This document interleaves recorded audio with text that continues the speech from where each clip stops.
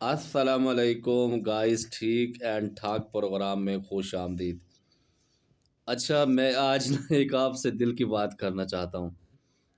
میرے پاس ایک اسٹوڈنٹ تقریباً 8-9 مہینے سے نا لگا ہوا تھا کہ استاد جی ملاقات کرنی ہے، تو میں اس سے ملاقات نہیں کر پا رہا تھا، کیونکہ جو استاد ہوتا ہے وہ اپنی سیٹ پر جب بیٹھا ہوتا ہے اپنے معاملات سے سوچتا ہے، دیکھتا ہے۔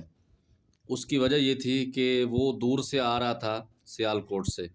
مجھے پتہ اس نے کرایہ بھی لگانا ہے، پھر بہت سارے معاملات ہیں، کم از کم 10,000 روپے ملتان تک جو پشاور میں میرے پاس آتا تو اس کے آنے جانے کے لگ جانے تھے۔ تو اینڈ پر اس نے مجھے کہا کہ استاد جی مجھے آپ فیس بتاؤ۔ میں نے فیس بتائی، کہتے ہیں میرے حالات کمزور ہیں، تو میں نے 5,000 روپے اس کو لیس کر دی۔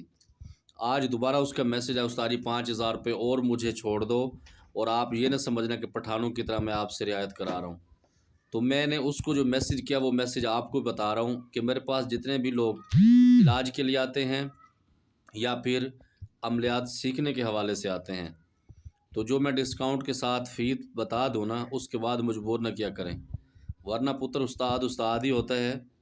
مجھے اپنا حق لینا اچھی طریقے سے آتا ہے، اگر آپ سیدھے منہ سے نہیں دیں گے تو میرے پاس بڑے طریقے ہیں کہ میں اس کو نکال لیتا ہوں، اپنا حق چھوڑتا نہیں ہوں۔ ہاں، مجھے ویسے رحم آ جائے تو پھر میں بہت کچھ اپنا خون بھی دے دیتا ہوں لوگوں کو، ٹھیک ہے؟ تو اس وجہ سے زیادہ کاریگر بننے کی کوشش نہ کیا کریں۔ اگر آپ نے مجھ سے سیکھنا ہے تو میری کوئی لنڈے کی دکان تو ہے نہیں، میں عملیات سکھاتا ہوں اور علم کے پیسے نہیں لیتا، میں اپنے ٹائم کے پیسے لیتا ہوں جو آپ لوگوں کو ٹائم دیتا ہوں۔